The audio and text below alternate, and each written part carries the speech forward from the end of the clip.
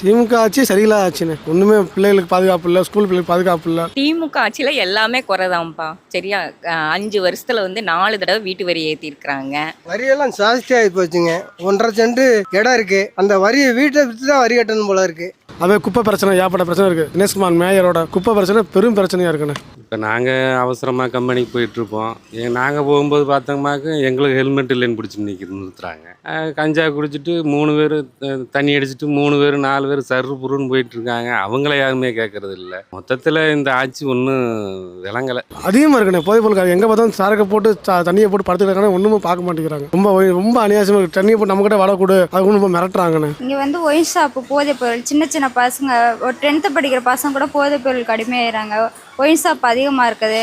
பொண்ணுங்களுக்கு சேஃப்டி இல்லை, அந்த வழியால் போகனாலே பயமாக இருக்குது. விலைவாசிகளும் உயர்வு அதிகமாக இருக்குது. வீட்டு வரி ஏற்றிருக்காங்க, கரண்ட் பில்லு ஏற்றிருக்காங்க, ரொம்ப அதிகமாக இது பண்ணுறாங்க.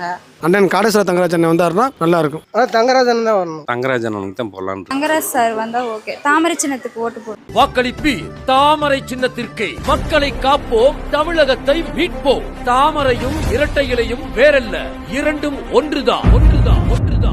வாக்களிப்பீர் தாமரை சின்னத்திற்கு.